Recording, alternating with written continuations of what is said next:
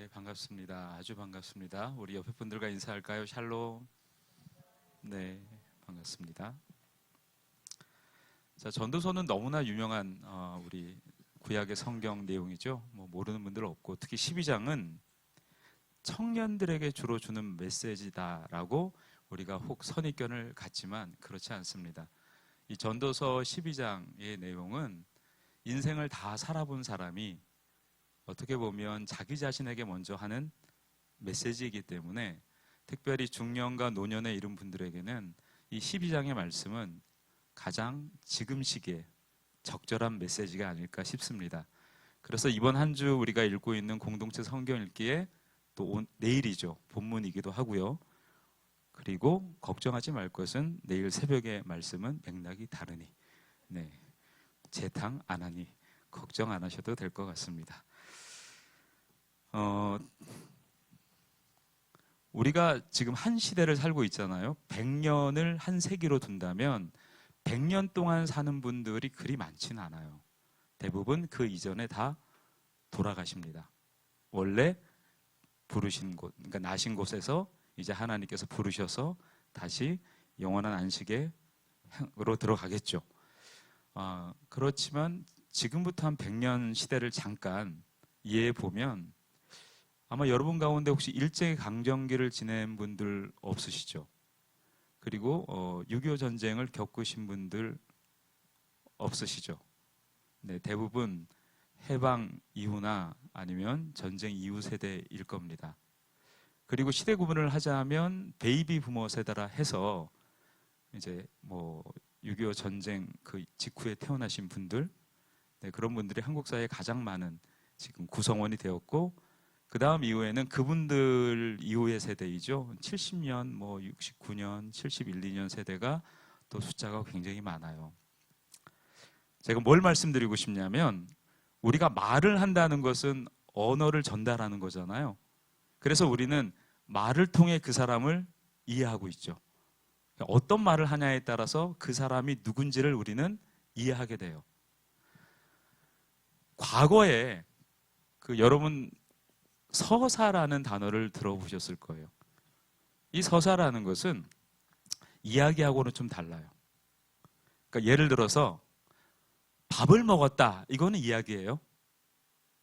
그런데 춥고 배고픔 속에서 밥을 먹었습니다, 이건 서사예요. 달라요.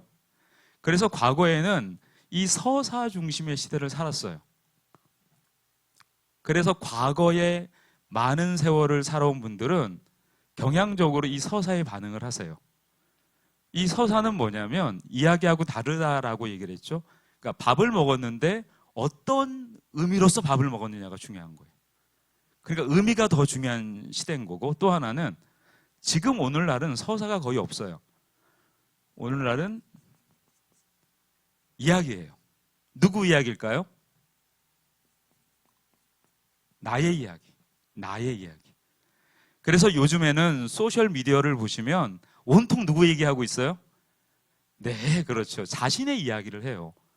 그래서 서사 중심의 삶과 이야기 중심의 삶이 굉장히 달라요. 그러나 공통점은 있어요. 공통점.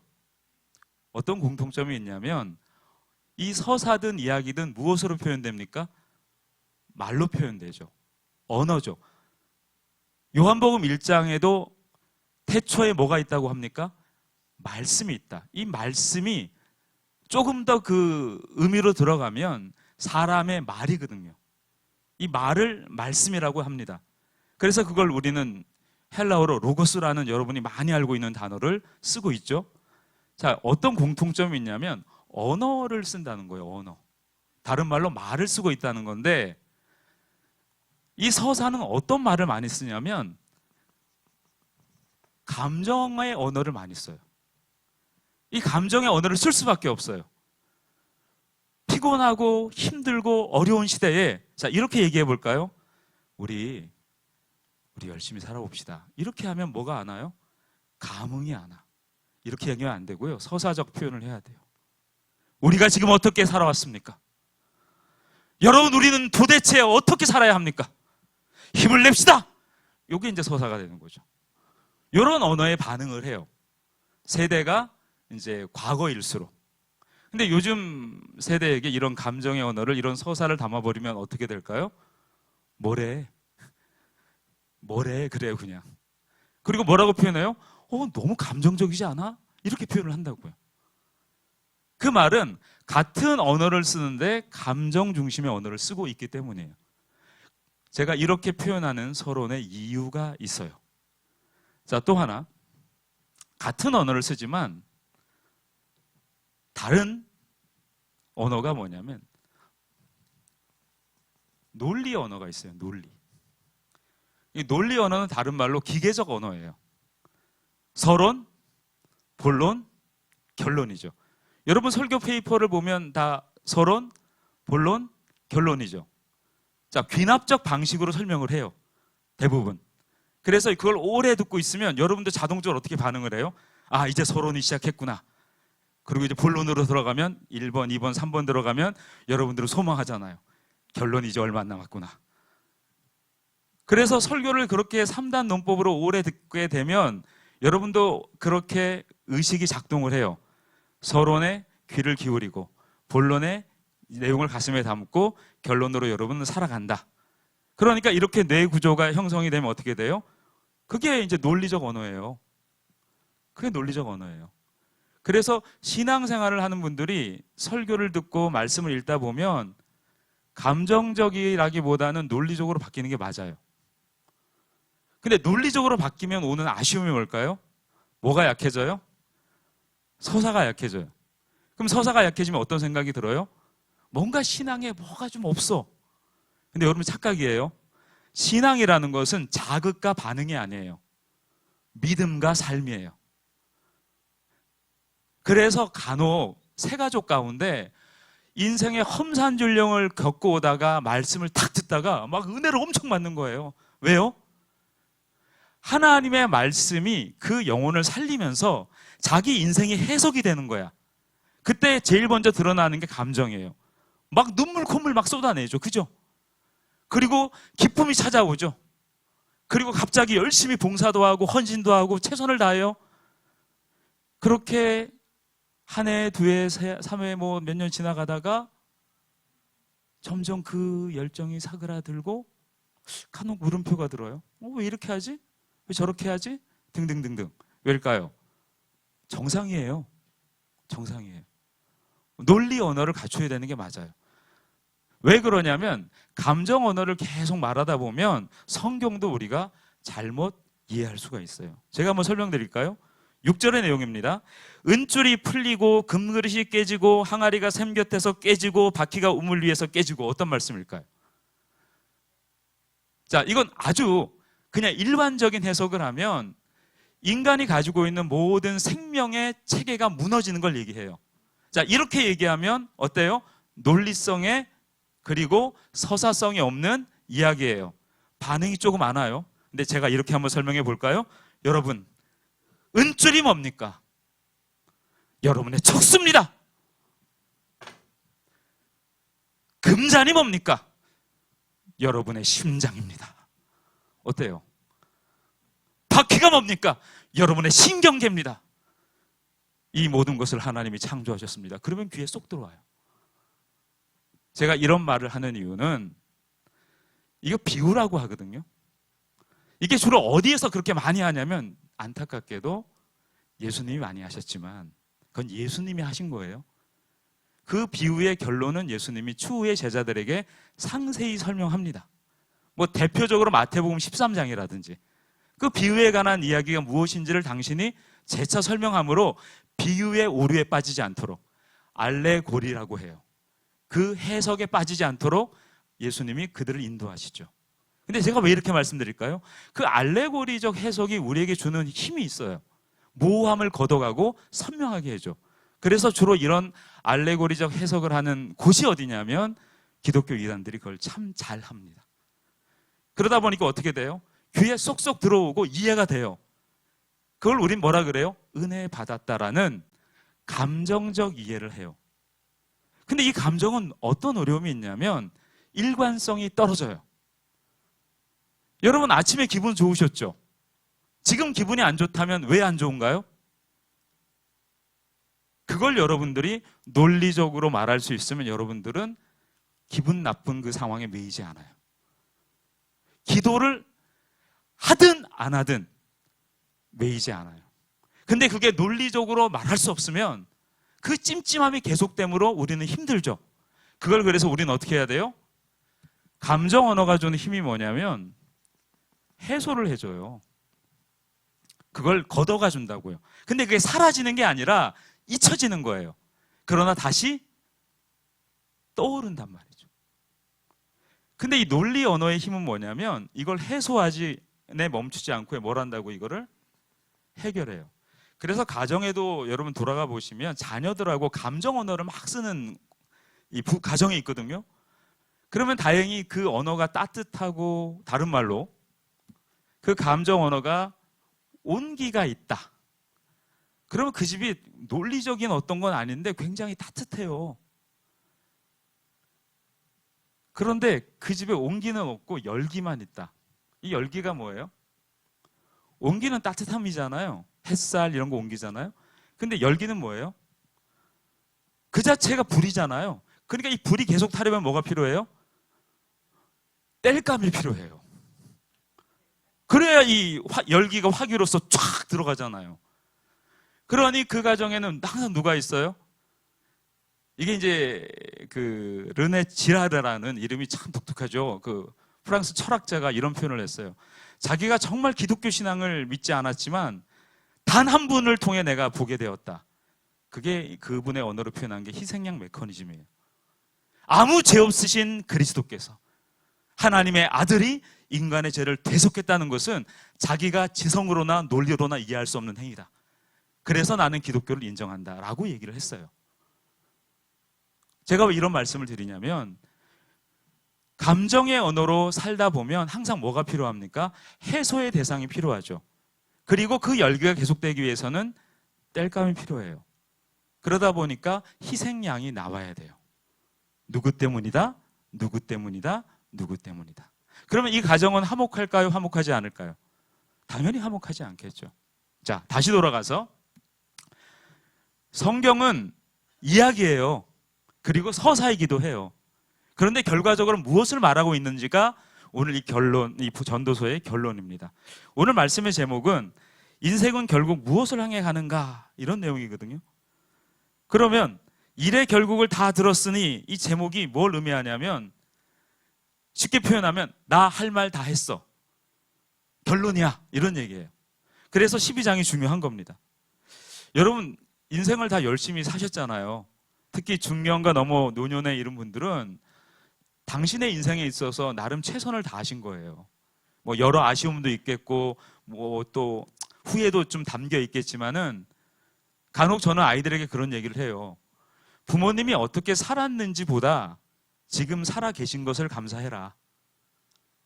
왜냐하면 너의 존재가 거기로부터 나왔으니까. 그 존재의 기원이 거기서 있으니까 그걸 기준해야지 부모님이 얼마나 훌륭하게 잘 살았는지, 무엇을 많이 가지고 있는지, 얼마나 성공신화를 썼는지가 중요하지 않다라는 얘기를 해요. 이유는 하나입니다. 그게 창조의 원리며 10계명의 내 부모를 공경하라는 말씀의 의도이기 때문에 저는 그렇게 얘기를 합니다. 그래서 여러분들 열심히 사셨죠. 그러면은 열심히 살다 보면 문득 생각이 나요. 들어요. 어떤 내용일까요? 나는 무엇을 위해 살아왔는가? 무엇을 남기고 하나님 앞에 설 것인가? 이게 이제 전도서에 어떻게 보면 주된 내용이거든요. 전도자는 부와 지혜와 쾌락과 권력을 경험했어요. 그래서 어떤 결론을 내리냐면 해 아래 모든 것이 어떻다고요?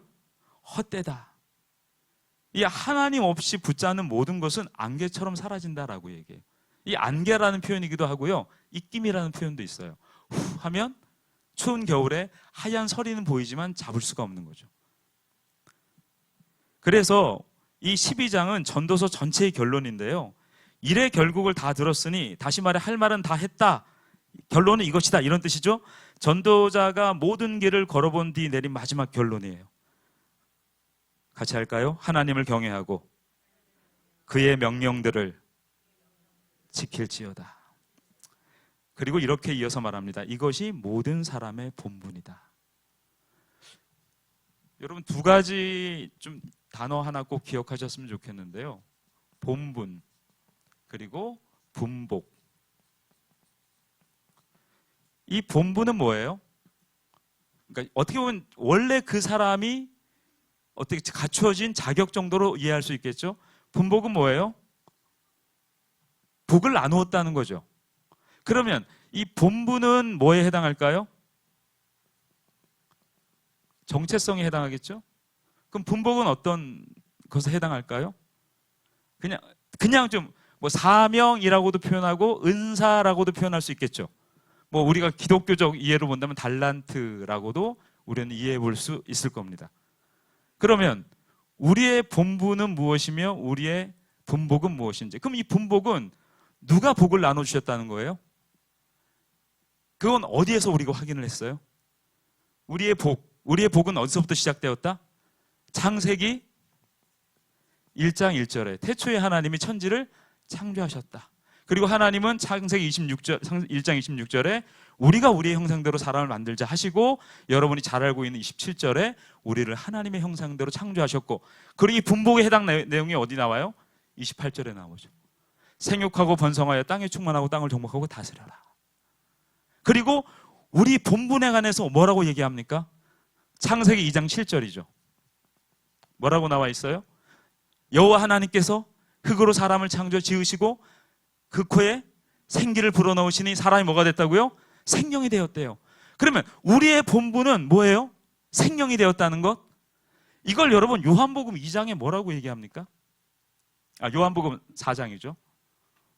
자, 지금도 하나님은 누구를 찾으신대요? 영과 진리로 예배하는 자들. 그러면 우리의 본분이 뭐냐는 거예요. 이게 되게 중요해요. 이건 우리 인생의 뭐에 해당해요? 정체성이라고요. 근데 정체성을 만약에 가지지 않고 분복을 계속 바라보면 우리가 실용화돼요. 기능화돼요. 그럼 어떻게 돼요? 어떤 일에 어떤 일에 우리가 수용되어서 작동하는 존재가 돼요. 그러려고 하나님이 여러분을 부르신 게 아니다라는 거예요. 여러분은 하나님께서 하나님만을 예배하도록 그 코에 생기를 불어넣어 생명이 되게 하신 하나님의 형상이에요. 이게 우리의 본분이요 정체성이에요. 그래서 우리가 하나님께 하는 건 뭐예요? 예배, 다른 말로 경외예요. 그게 다예요. 이게 심심하다고요. 제가 이걸 말씀드리는 거예요. 이게 심심하다고.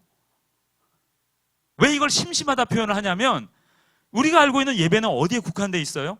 오늘 와서 이렇게 뭐 성경 강해를 듣는다든지 아니면 어떻게 예배에 와서 찬양한다든지 이걸로써 우리는 예배에 대한 의식과 인식이 고착되어 있지, 내가 갔는데 내가 아르바이트를 하고 있는데 내가 사장님을 위해 기도하고 내가 오늘 열심히 바닥을 닦으면서 하나님 오늘도 은혜의 힘이 나에게 임하여서 이 바닥을 닦는 이 모든 것처럼 우리의 죄가도 씻겨지길 원합니다라는 일상 속으로 들어가지 않으니까 이걸 우리는 자꾸 나눠버린단 말이죠. 일주일 168시간 가운데 예배 드린 시간이 몇 시간이냐가 이 서사의 기준이었다면 지금 시대에 하나님이 우리에게 원하시는 것은 168시간 한 주가 다 내 거니까 너희들이 여기에 있든 거기에 있든 나를 위해 살아라. 그게 예배다라고 얘기하는 거예요. 그렇게 살다 보면 열매가 나와야 안 나와요? 분복이 있으니까 열매가 나오겠죠. 그 열매가 다양해요. 근데 그 다양한 것을 어떤 하나의 단어로 묶어버리면 어떻게 돼요? 오류가 일어나는 거예요. 주로 기독교 이단들이 많이 행위하는 이야기예요. 이것이 하나님의 절대적 기준이다라고만 얘기를 해요. 성경은 그렇게 얘기한 적이 없다니까요. 만약에 오늘 이 말씀을 들으시고 의심이 나거든 성경을 펼쳐보시고 또 정의심이 나거든 성경에 대한 많은 기록과 설명이 된 글들을 찾아보시고, 그리고 제 말이 믿음직스럽지 않다면 저보다 훨씬 더 천배만배 훌륭하신 분들이 많으시니까 찾아가 물어보십시오. 어떤 이야기를 할지. 저와 여러분의 본분은, 저와 여러분의 정체성은, 저와 여러분의 신분은 바로 하나님의 형상이며 그 코에 생기를 불어넣어 생명이 된 존재이며 하나님께서 그의 형상을 덧입혀 주신 하나님의 자녀입니다. 이게 다예요. 이게 다라니까요. 기독교 신앙의 모든 것이에요, 이게. 그래서 기독교 신앙이 연역적입니까? 귀납적입니까? 라고 얘기할 때 전 연역적일 수밖에 없는 거예요. 결론 내리고 가버리거든. 그러니까 다른 종교는 귀납적이에요. 귀납적이라는 게 뭐예요? 원인이 있으면 과정이 있고, 과정 가운데 뭐가 있어요? 결과가 나오잖아요. 그래서 인과론이라고요. 모든 다른 타종교는 인과론이에요. 불교도 뭘 얘기합니까? 인과응보를 얘기하잖아요. 원인과 결과가 있다라고 얘기를 해요. 기독교 신앙은 전혀 아니에요. 기독교 신앙은 결론을 먼저 말해줘. 그리고 그 결론을 이해한 만큼 열매가 달라져. 이러니까 기독교 신앙이 환영 못 받죠. 왜냐하면 뭐가 없어요? 서사가 없잖아요. 이런 거 있잖아요.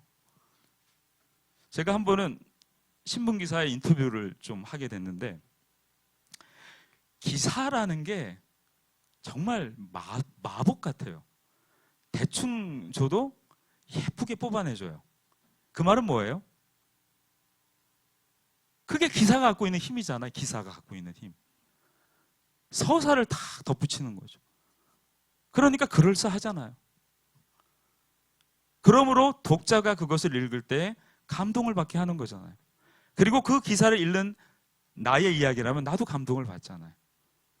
제가 무엇을 말씀드리고 싶으냐?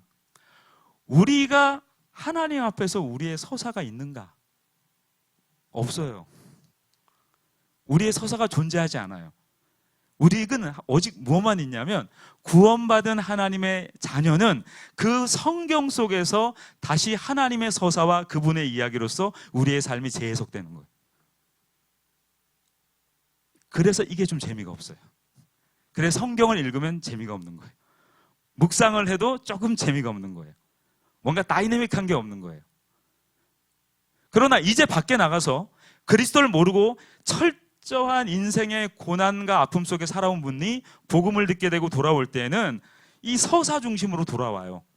그리고 말씀으로 막 연단되어지고 훈련되어지면서 어떻게 돼요? 신앙의 논리를 갖춰요.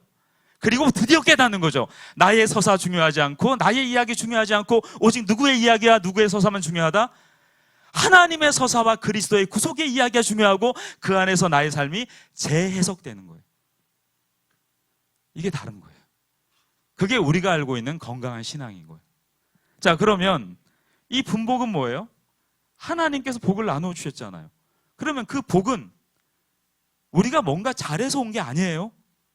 이유가 있단 말이에요. 그 달란트라는 표현을 쓴 게 왜 맡기셨을까요? 달란트 왜 맡기셨을까요? 자, 상업적인 용어예요, 이건.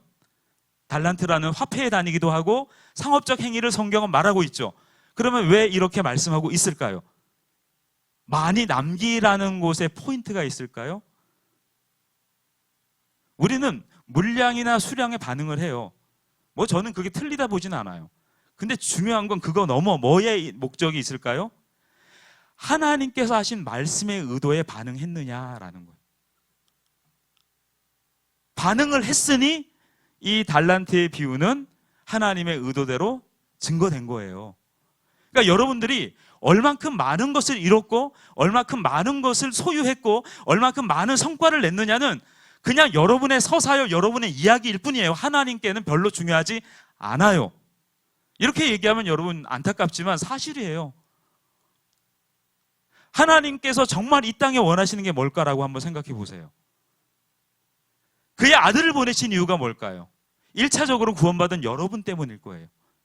그리고 그런 여러분들을 통해서 하나님 무엇을 원하실까요? 자, 여기서 전개를 한번 해볼까요? 그래, 나도 구원받았으니까 이제 그 귀한 소식을 우리가 전해야겠다 라고 얘기하면 우리는 하나님의 서사와 그 이야기 속에서 우리의 삶을 재해석한 거죠.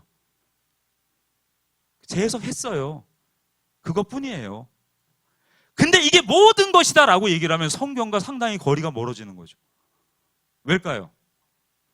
하나님은 하나님의 영광을 어떤 방식으로 받으십니까? 당신의 방식대로 받아요. 그래서 우리가 간혹 성경을 보다가 이해하지 못하는 내용들이 있어요. 지난번에 한 자매가 그런 얘기를 하더라고요. 우리 청년부 자매가 솔로몬은 누릴 거 다 누리고 할 거 다 하고 처첩이 1000명, 그리고 나서 나중에 인생 말년에 야, 다 헛되다, 이거 너무 아닌 건 아니지 않냐, 그렇게 따지면 우리도 할 거 다 해보고 그렇게 얘기하지 않았어요. 우리도 뭐 놀 거 다 놀아보고 인생 말년에 헛되고 헛되다.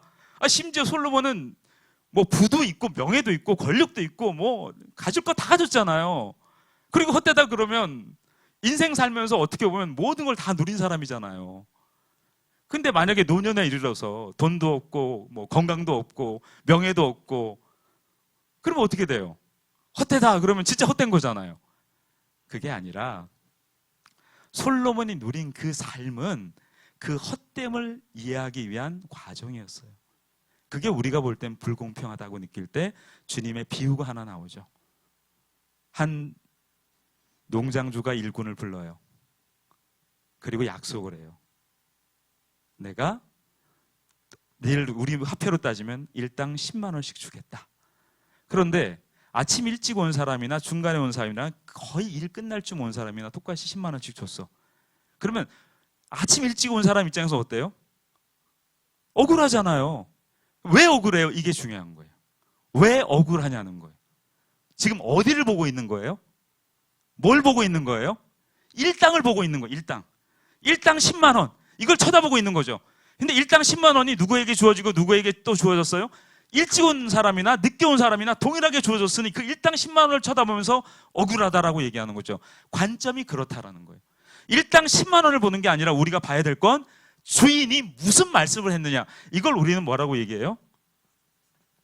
이걸 언약이라고 얘기해요. 이걸 언약. 약속이란 말이에요. 그래서 기독교 신앙은 언약의 신앙이에요.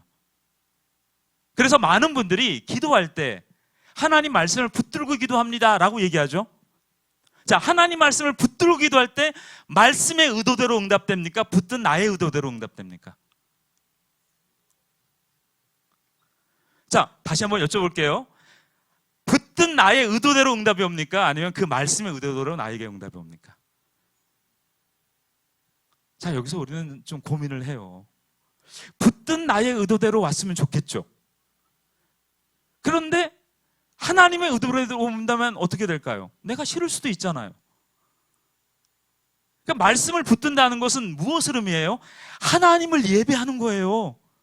나의 인생의 주인은 당신이십니다. 내 뜻, 내 생각 별로 중요하지 않아요. 그게 언약을 붙드는 건데, 그냥 언약을 붙든다는 것을 어떻게 이해를 해요? 말씀의 텍스트를 붙잡고 그 행간에 나와 있는 의미와 내 삶의 문제를 매칭해서 확률적으로 떨어졌을 때 간증을 하는 것. 이렇게 해버리면 기독교 신앙의 아주 단순한 한 부분만을 누리는 거예요. 근데 이게 설득력이 있어요. 왜일까요? 우리는 어떤 언어에 주로 익숙한가라는 거예요. 감정의 언어에 익숙할수록 그렇게 가고, 논리적 언어에 갖춰져 있으면 우리는 그것을 분별합니다. 그래서 우리가 은혜를 받았다는 것은 주의 말씀은 내 발의 등이요 내 길의 빛이라고 해야 할 때 이 빛은 이성이에요. 이성. 하나님께서 저와 여러분의 이성을 밝히셨다고요. 그래서 어떤 것이 참되고 어떤 것이 바르고 어떤 것이 그릇된 건지를 깨닫게 하신다는 거죠. 이 깨닫는다는 것은 구원받았다는 기준이 아니고 구원받은 자가 하나님의 성령의 조명과 계시를 받아 하나님의 그 기록된 말씀을 깨달은 거예요. 이게 중요한 거랍니다. 그러니까 언약이 뭐냐라고 얘기할 때 언약은 세 기둥이 있다라고 말씀드렸어요. 첫 번째가 뭐예요? 창조예요. 그래서 언약을 붙든 인생에게 하나님은 재창조와 새창조의 역사를 일으키시는 거죠. 굳이 구분하자면 재창조는 뭐예요? 우리가 타락한 인생이었는데 원래 아담의 회복된 인생으로 바꿔놓으시는 거죠. 이게 재창조고, 새창조는 뭐예요? 이제 우리가 육신이 썩어 이제는 다 사라지고 이제 우리가 하나님 나라에 갔을 때 영원히 새하지 않는 몸으로 바뀌는 거죠. 이걸 새창조라. 굳이 구분하자면. 그러면 창조에 대한 맥락이 언약 안에 있고, 두 번째 뭐가 있어요? 구속이란 말이에요. 구속. 우리가 누구를 통해 구원받았냐는 거죠. 우리 주 예수 그리스도만이 우리의 구원자라는 거죠. 그리고 마지막에 뭐예요? 심판이에요. 그 심판은 개인의 종말도 담겨 있고 인류의 종말도 담겨 있고 시대의 종말도 담겨 있고 그리고 최종적으로 하나님의 엄중한 심판이 담겨 있어요. 그러나 우리에게 뭐예요? 위로예요. 믿지 않는 자들에게 심판은 두려움과 공포와 피하고 싶은 이유겠지만 우리에겐 하나님의 엄청난 위로예요. 그래서 신자에게 심판은 두 가지예요. 하나님 뭐 하시는 거예요? 그거 아니지. 하지마. 하지마. 너 아니야. 라고 하나님 자꾸 말씀하시는데 고집을 피워. 그럼 하나님이 어떻게 하세요? 네, 인생 채찍과 사람 막대기로 조금 손을 봐주세요. 그러면 아야 해요. 그러면 일단 우리가 논리가 깨져요. 그럼 뭐만 남아요? 감정이 남아요. 이때 천부의 의지 없어 손 들고 옵니다. 해요. 눈물 펄펄 쏟아요. 그 회복이 돼요. 그리고 이상하게 또 우리 논리로 가는데 이 논리가 성경적이냐가 중요한 거죠. 성경적이지 않으면 어떻게 돼요? 우리 개인의 논리로 또 우리는 살아가는 거죠. 이 언약이 오늘 우리가 읽고 있는 성경임은 확실해요. 그리고 이 언약이 결국에 지향하는 건 뭐예요? 우리의 본분이에요.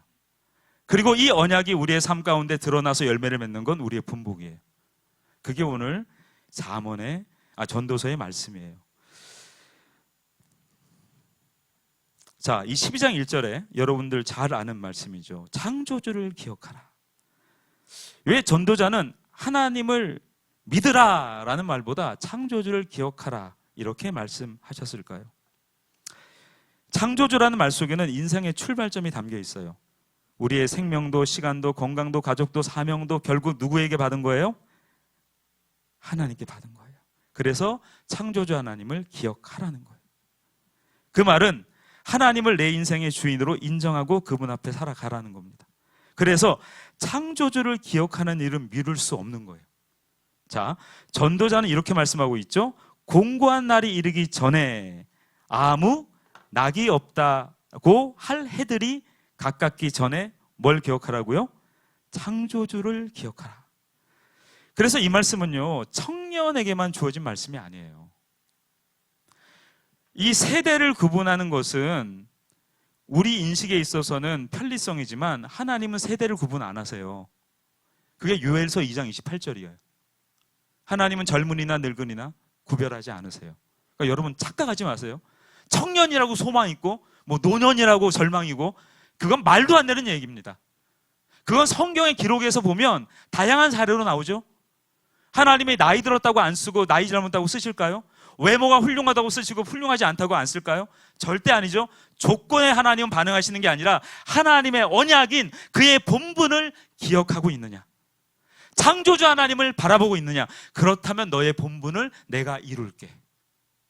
그게 하나님이세요. 그래서 소년이라도 넘어지고 장정이라도 자빠지되 오직 여호와를 앙망하는 자는 독수리가 날개치며 올라간 같을 것이다. 그래서 특별히 이 자리에 오신 분들은 우리 시니어들도 계시잖아요. 우리 시니어 선교에 정말 소망을 품으세요. 얼마든지 성장할 수 있습니다. 이건 제가 단순히 여러분에게 드리는 비전적 언어가 아니에요. 나이가, 숫자가 물론 영향을 줘요. 오늘 여러분 읽어보시면 알겠지만은 그 전에 요거부터 다뤄야 될 것 같아요. 자, 우리는 이런 표현을 많이 쓰죠. 조금만 더 안정되면, 은퇴하고 나면, 자녀 문제가 정리되면 점점점. 항상 우리는 오늘보다는 내일을 기준해서 결정을 해요. 그러나 전도자는 이렇게 말하죠. 지금이다. 그러니까 여러분 지금 기억하셔야 됩니다. 하나님은 인생 끝에 덧붙이는 장식이 아니라 인생 전체의 의미를 밝혀주시는 분이에요. 그러므로 우리 개인과 가정, 교회가 가장 먼저 해야 할 일은 창조주를 기억하는 겁니다. 여러분 전도서 12장 2절부터 8절에 보시면 인간은 결국 약해져요. 특히 2절부터 7절은요, 노년과 죽음을 시적으로 묘사한 겁니다. 해와 빛이 어두워지고 집을 지키는 자들이 떨며 강한 자들이 구부러지고 창들로 내다보는 자가 어두워진다 등등등 표현을 하죠. 이 말은 뭐예요? 자, 나이가 들으니까 어디부터 문제가 나요? 관절에서부터 문제가 나. 아이고 무릎이야, 아이고 어깨야, 아이고 목이야. 그리고 또 어떻게 돼요? 눈이 잘 안 보여요. 그 얘기예요. 인생의 노년 속에서는 그런 신체적 물리적 상황이 벌어지겠죠. 그러니까 우리는 당연히 몸이 쇠해져요. 그래서 지난번 우리 시니어 교실 할 때에 우리가 추구하는 것은 안티에이징이 아니라 어떤 에이징이라고요? 네, 웰에이징이에요. 그러니까 나이가 들어가는 것을 애써서 안 들어갔다 이렇게 막 억지로 부리는 게 아니라 그것을 받아들이면서 우리가 잘 나이 들어가는 거예요. 부정할 수는 없잖아요. 죽음 앞에서는요, 평생 쌓아온 경력과 재산 그리고 영향력마저도 우리 인생의 마지막 해답이 되지는 못해요. 하나님 없이 붙잡는 모든 것은 안개와 같습니다. 자, 그래서 서두에 제가 이제 6절을 그렇게 표현해 드렸는데, 은줄이 풀리고 금그릇이 깨지고 항아리가 깨지고 바퀴가 깨진다 등등, 이 말은 뭐냐면 사실 그 알레고리적 해석을 조금 그냥 우리가 차용해 오면 이해가 쉽잖아요. 심장이 사람이 하루에 숨 쉬는 호흡이 2만 번 정도 된대요. 그 2만 번의 호흡을 하려면 심장은 어떻게 일해야 되며 폐는 어떻게 일해야 될까요? 엄청난 걸 우리는 쓰고 있죠. 우리가 숨쉬기 위해서 여러분 뭔가 의지적으로 쉬는 분은 없잖아요. 내가 호흡을 해야겠다. 그냥 호흡 되어지죠. 그게 어디에서 작동하는 거예요? 하나님이 놀랍게 인간에게 자율신경계를 주셔서 내가 그냥 돼요. 놀라운 하나님의 신비예요. 그런데 어느 날 세월이 가면 이게 내 뜻대로 안 돼. 내 마음대로 안 돼. 심장도 폐도 장기도 내 의지대로 가지 않아요. 7절은 말합니다. 흙은 여전히 땅으로 돌아가고 영은 그것을 주신 하나님께로 돌아가기 전에 뭐 하라고요? 기억해라. 여러분 꼭 기억하셔야 돼요. 이 기억하라는 단어를 꼭 기억하셔야 돼요. 인간은 흙에서 왔고 다시 흙으로 돌아갑니다. 그러나 영은 어디로 돌아가요? 하나님께로 돌아갑니다. 그러므로 땅의 것으로만 영혼의 갈증을 채울 수 없어요. 그래서 8절은 이렇게 말하는 거죠. 헛되고 헛되도다. 모든 것이 헛되도다. 그럼 이렇게 3번에 걸쳐서 헛되다고 얘기할 정도면 야, 삶이 헛되구나, 그런 염세적 표현을 성경이 쓴 게 아니에요. 뭘 말씀하고 싶냐면 하나님 없이 붙잡는 모든 것이 안개와 같다라는 이해를 더하기 위한 거죠. 돈도 가정도 일도 사역도 하나님께 드려질 때는 뭐가 돼요? 선물이 돼요. 그런데 하나님 자리를 내가 대신하면 우상이 돼요. 여러분 선물 같은 삶이 되시기를 축복합니다. 왜냐하면 우상이라는 것은 형상은 그래도 구분이 돼요.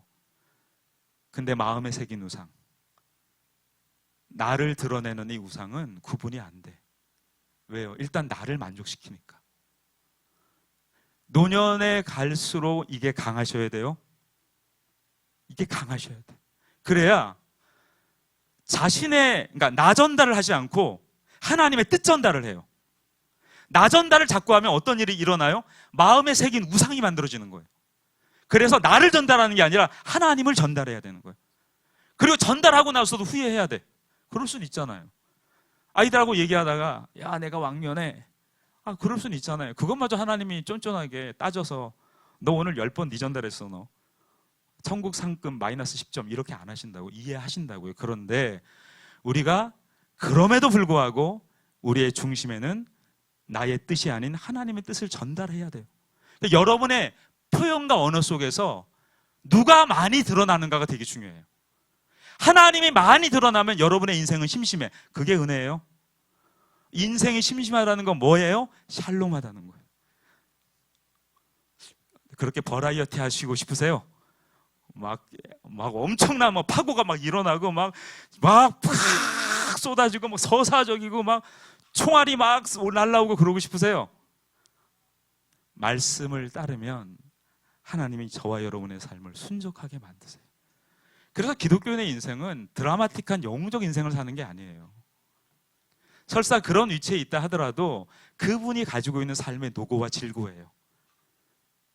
그래서 누구든 지도자가 된다는 건 하나님의 부르심이 있고 그 노고와 질고 앞에 쓰임받고 있고, 그리고 바울이 말한 것처럼 다 쓰임받고 나서 뭐라고 얘기를 해요? 무익한 종입니다. 그래야 살아요. 아니 가뜩이나 그 서사 속에 살다가 얼마나 힘들어.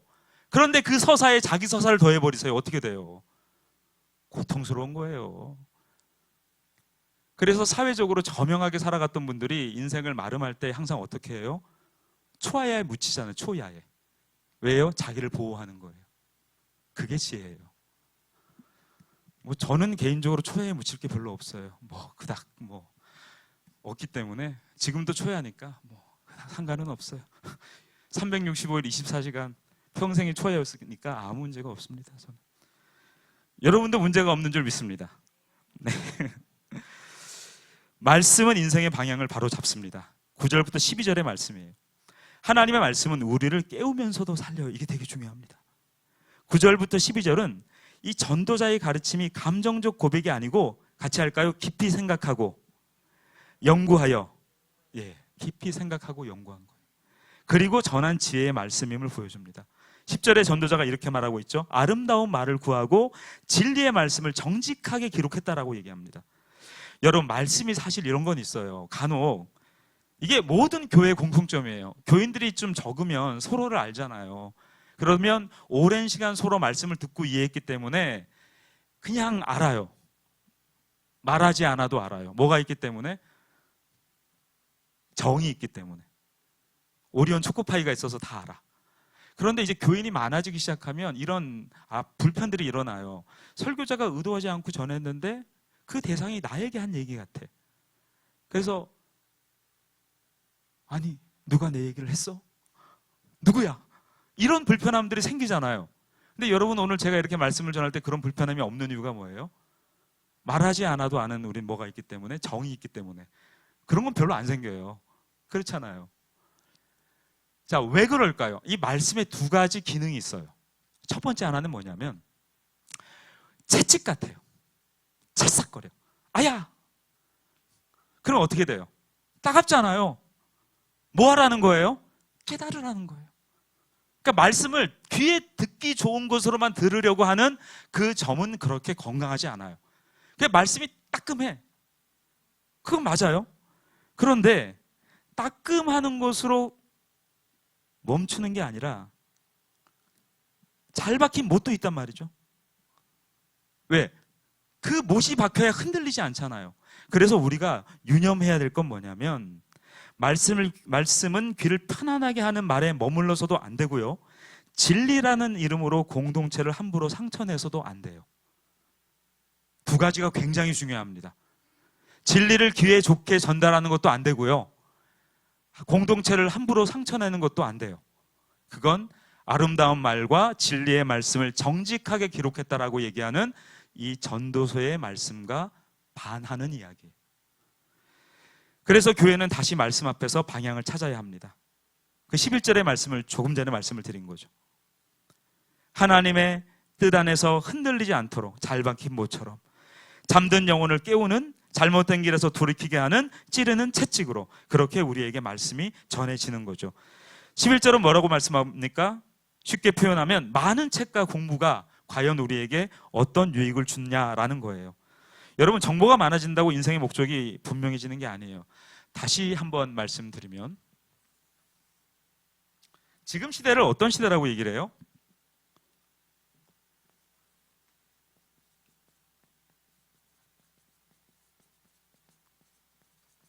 문명의 변혁기예요. 여러분, 이건 정말 달라요.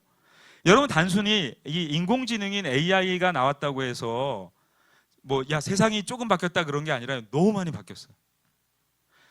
불과 한 3년 전만 해도 이 AI를 연구하는 많은 학자들이 이야기하기를 그래도 1년 정도에 이게 업데이팅이 될까라고 했어요. 그래서 한 5, 6년, 8년까지 내다봤어요.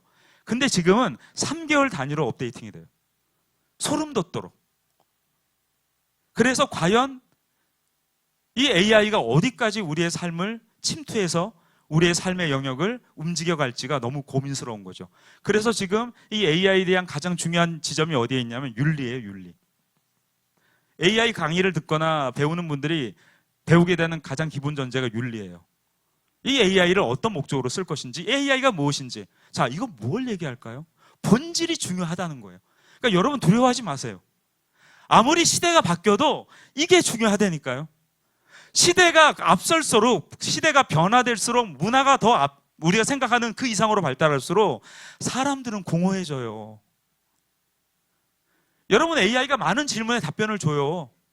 여러분도 지금 들어가셔서 뭐 3대장 있잖아요. 뭐 제미나이라든지 클로드라든지 뭐 챗GPT라든지 여러분이 그냥 뭐 문장을 입력해 보세요. 나 앱을 하나 만들고 싶어. 그러면 답을 줄 거예요. 어떤 앱을 만들길 원하십니까? 성경을 찾아주는 앱을 만들어줘. 그러면 기본적으로 얘가 프롬프트를 만들어줘요. 그리고 여러분들이 그걸 복사하고 화면에 이렇게 입력하시면 돼요. 그러면 샘플러로 하나 만들어줘. 그러면 쓸 수는 없는데 하나가 나와버려. 여러분 혹시 앱 개발을 공부하셨나요? 아무것도 안 하셨잖아요. 몇 마디의 문장으로 여러분들은 그 결과값을 봐요. 근데 여러분 한 가지 이해하셔야 되는 게 구슬이 서말이라도, 그러니까 AI 시대는요, 수 없는 정보가 산출이 돼요. 그래서 뭐 이건 여러분들에게, 특히 노년에 계신 분들이 전혀 저항하지 말 것도 없고 긴장할 것도 없어요. 오히려 더 좋아. 제가 볼 때는. 왜 좋아요? 선입견이 있으면 접근이 어려워. 그냥 바보다 하고 쓰시면 돼. 그러면 아무 문제 없어요. 오히려 더 잘 써요. 원래 어설픈 지식이 힘든 거지 아예 모르면 쉬워요. 1990년 초반에 인터넷망이 열리면서요, 한 차례 문명의 변혁기가 일어났어요. 가르치는 사람과 배우는 사람의 기준이 사라져버렸어요. 이때가 한 번 와요. 특히 청년들 잘 들으세요. 이때가 기회예요. 저는 우리 한국교회 아주 좋은 기회라고 봐요. 이 문명의 변혁기가. 쉽게 말하면 리셋을 시켜버리거든요. 그러면 왜? 배우는 사람도 몰라. 그리고 가르치는 사람도 몰라. 둘 다 같이 배워야 돼. 얼마나 좋아요. 여러분, 그 격차를 따라가려면 얼마나 힘들어. 근데 지금은 그 격차가 없어졌다니까요. 제가 추정키로는 한 2, 3년 될 것 같아요. 그 이후로는 그 벽이 생길 거예요. 또 하나, 윤리적 문제만 다루는 게 아니에요. 뭘 다룰까요? 관계적 문제를 다뤄요. 사람이 AI를 많이 쓰고 나면 안타깝게도 빚을 져요. 어떤 빚을 질까요? 인지에 관한 부채를 져요. 우리는 말을 할 때 생각하고 하거든요. 근데 AI는 그 생각을 줄여줘. 쉽게 말하면 우리 중고등부 수련회 일정표를 짜줘. 그럼 뭐가 사라지는 거예요? 내가 중고등부 수련회 일정표를 짜기 위한 수없는 고민이 사라지는 거야. 그리고 AI는 훌륭하게 짜내. 맥락 속에서. 그러면 우리는 어떤 부채가 생겨요? 내가 생각하는 인지에 관한 결과값을 내가 못 누리게 되는 거죠. 그 말은 AI가 아무리 발달을 해도 이 관계는 만들어낼 수가 없어요. 그래서 저는 한국 교회가 다시 수량적 부흥이 아니라 의미적 부흥을 할 수 있는 조류의 기회다. 왜? 공동체가 너무 중요한 때가 된 거예요. 특히 시니어들도 유념해 들으시고요. 우리 청년들도 유념해 들으세요. 이 공동체가 왜 중요하냐? AI는 인간의 지식과 정보와 필요를 채워주지만 관계는 못 채워줘요. 왜일까요? 인간이 뭘로 만들어졌기 때문에 하나님의 형상으로, 육체로, 그리고 우리는 혈관과 심장이 뛰는 존재예요. 그래서 AI가 아무리 그것을 흉내내더라도 결과적으로는 윤리는 뭐예요? 최종적으로 판단은 누가 할 거냐? 그리고 그 판단을 누구와 함께 할 거냐? 이게 중요한 거예요. 그래서 저는 한국교회가 과거처럼 서사와 이야기에 어떤 매몰된 시대는 아니겠지만 저는 충분히 하나님의 뜻과 계획 안에서 새로운 의미의 성장을 할 거라고 믿습니다. 그 성장은 숫자적 성장이 아니라 더 깊이 삶 속에 들어가는 거죠. 우리가 그냥 단순히 삶을 전도하기 위해서, 사람을 전도하기 위해서 간 게 아니라 그 사람의 인생에 깊이 침투하는 거죠. 그리고 AI가 할 수 없는 대체제를 누가 한다고요? 교회가 한다고요. 여러분 소망 있지 않으세요? 있으시군요. 감사합니다. 일의 결국은 하나님을 경외하는 거예요. 인생의 목적은 하나님을 영화롭게 하는 겁니다. 여러분, 일의 결국을 오늘 다 들으셨죠? 부와 쾌락, 지혜와 노동, 죽음까지 모두 살펴본 뒤 내린 마지막 결론입니다. 하나님을 경외하고 그의 그 명령들을 지킬지어다. 하나님을 경외한다는 것은요, 서두에도 말씀드렸지만 하나님을 인정하는 거고요, 내 인생의 주인이 하나님이심을 고백하는 겁니다. 그리고 참된 경외는 뭘로 나타날까요? 순종으로 나타납니다. 그래서 전도자는 이것을 사람의 뭐라고요? 본분이다. 본분. 꼭 기억하셨으면 좋겠습니다. 자, 우리가 너무나 잘 알고 있는 개혁주의 신앙의 신앙 고백이죠. 사람이 제일 되는 목적은 하나님을 영원롭게 하고 그를 영원토록 즐거워하는 것이다. 그러므로 참된 목적은 많이 갖는 것, 그리고 오래 사는 것, 이런 것이 아니라 하나님을 영화롭게 하고 하나님을 즐거워하는 겁니다. 자, 그래서 하나님을 영화롭게 하는 삶은 삶 전체에서 드러납니다. 여기서 우리가 아주 조심해야 될 게 있어요. 하나님을 영화롭게 하는 삶은 어떤 특정한 신앙적 활동 하나로 좁혀서는 안 돼요. 하나님을 경외하는 사람은 복음을 전해요. 그러나 그 복음을 전한다는 이유로 하나님 경외의 다른 열매들을 생략할 수는 없어요. 이해하시겠습니까? 중요한 이야기예요. 우리가 복음을 전한다는 이유로 다른 열매들을 생략할 수 없다는 거예요. 하나님을 영화롭게 하는 것은 예배당 안의 열심만이 아니에요. 가정과 일터, 관계와 교회 공동체 전체에 하나님을 하나님으로 인정하는 겁니다. 이 결론은 개인뿐 아니라 가정과 교회에서도 적용되고 우리의 사역과 직분과 전통도 하나님 앞에서 점검돼야 합니다. 우리는 사람의 이름이 아니라 하나님의 영광을 남기는 공동체입니다. 같이 할까요? 하나님의 영광을 남기는 공동체. 하나님의 심판은 두려움이면서 동시에 위로예요. 14절은 이렇게 말하고 있죠. 하나님은 모든 행위와 모든 은밀한 일을 선악간에 심판하시리라. 이 말씀은 두려우면서도 동시에 위로입니다. 하나님 앞에서는 아무것도 감출 수 없어요. 그래서 우리는 함부로 살 수 없어요.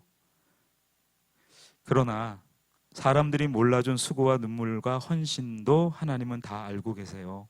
그래서 혹시 지금까지 여러분의 삶과 인생의 수고와 노고가 충분히 있으셨다면 결코 헛되지 않습니다. 누가 기억하신다고요? 예, 그게 우리 결론이에요. 누가 기억하신다고요? 그래서 창조자 하나님을 기억하라고 얘기한 거예요. 하나님이 기억하고 있으니까 그분을 기억해라. 그분이 너의 상급이다. 그게 성경이 말하는 결론입니다. 그리스도 안에서 인생의 목적이 회복됩니다. 우리는 이 말씀 앞에서 어떻게 할까요? 하나님을 경외하고 그의 명령을 지키자. 맞죠? 그러나 여기서 멈추면 복음이 아니에요. 도덕적 결심이에요. 우리는 하나님을 사실 온전히 경외하지 못해요. 하나님보다 창조주보다 자기 자신을 더 붙들고 살 수밖에 없는 존재예요. 죄의 비참 아래 우린 놓여있기 때문에 그래요. 칭이 되어서 우리가 거룩하게 되었지 여전히 우리는 죄 아래 놓여있어요. 그런데 놀랍게도 전도서 12장의 결론은 우리를 예수 그리스도께로 이끌어줍니다. 예수님은 완전하게 하나님을 경외하셨고 아버지의 뜻에 온전히 순종하셨으며 십자가 부활로 우리의 죄와 죽음과 허무의 권세를 깨뜨리셨습니다. 그리스도 안에 있는 성도는 더 이상 해 아래 머무는 존재가 아니라 해 위를 살아가는 분들이세요. 그래서 여러분들이 오늘 로마서 11장 36절로 위로받으시기 바랍니다. 이는 만물이 주에게서 나오고 주로 말미암고 주에게로 돌아갑니다. 그러니까 모든 것이 하나님으로부터 돌아가니까 그 결론이 쉬워요. 다시 정리하자면 이런저런 온갖 얘기를 하더라도 한 가지만 기억하십시오. 모든 건 누가 기억하고 있다고요? 그러니까 누구를 바라보면 돼요? 하나님만 기억하면 돼. 이게 결론이에요. 결론. 다른 거 속지 마세요. 모든 것은 다 사라져요. 풀은 마르고 꽃은 시들어요. 솔로몬의 성전도 무너졌고 스룹바벨 성전도 무너졌고 헤롯 성전도 무너졌고 베드로가 그토록 주창했던 초대 교회도 무너졌어요. 그러나 무너지지 않는 한 가지가 있어요. 하나님의 언약, 여러분의 정체성, 그리고 하나님께서 여러분의 베푸신 분복, 그 안에서 여러분들이 누구만 기억하면 돼요? 하나님만 계속 기억하시면 돼요. 이걸 여러분 심심하게 여기지 마시고 이걸 하나님의 절대적 언약의 기준으로 삼으신다면 여러분의 신앙은 제가 이건 약속할 수 있을 것 같아요. 제 기준이 아니기 때문에. 여러분이 어떤 처지, 어떤 상황, 어떤 여건에 있더라도요, 하나님이 여러분들을 가만 내버려 두지 않으세요. 하나님이 당신의 뜻을 담고 있는 사람을 한 번도 내버려 둔 적이 없어요. 어떨 때는요, 심하다 싶을 만큼 갖다 끌어 쓰세요. 왜일까요? 그게 하나님이세요. 그래서 여러분 쓰임받기 위해서 애를 쓰는 게 아니라 내가 누구이며 나를 누구이게 하신 분이 무엇을 요구하시는지를 다시 기억하고 있다면 그걸 단어나 문장으로 축약하지 마시고 그걸 너무 한 어떤 편향된 의식으로 고착하지 마시고, 하나님이 거기에 가둬두시는 분이 아니에요. 여러분, 대한민국 인구가 몇 명이에요? 5,500만이에요. 전체 지구 인구 75억이에요. 여러분, 약 한 번 이 시간에 여러분이 아는 사람 100명만 한번 입으로 외쳐보세요. 나오기 쉽지 않아요. 그런데 우리가 세상을 알아요? 모든 걸 알아요? 절대란 단어는 사실 쉽게 쓸 수 있는 단어가 아니에요. 저는 딱 한 분에게만 딱 적당하다고 봐요. 누구만? 하나님만 절대예요. 나머지는 상대예요. 그럴 수도 있어요. 왜요? 우리가 알고 있는 경험, 우리가 알고 있는 지식, 여러분 지금 몇십 년을 사시면서 한국의 한 교단의 교회만 10,000개가 넘어요. 우리 장로교는요, 전 세계 모든 프로테스탄트 개신교의 0.25%예요. 한국에만 70%고. 한국이 많아요, 장로교가. 전 세계 이 장로교의 퍼센테이지가 보수적으로 잡으면 0.25, 좀 진보적으로 잡으면 0.5%예요. 그 속에 여러분들은 몇 프로예요? 그 말은 우리의 신앙과 우리의 인생이 하나님 앞에 있다는 거예요. 여러분, 뭘 모른다고 못하는 것도 아니고요, 뭘 안다고 할 수 있는 것도 아니에요. 뭐만 하시면 돼요? 같이 할까요? 하나님을 기억하자. 그것이 뭐예요? 같이 할게요. 할 말 다 했다.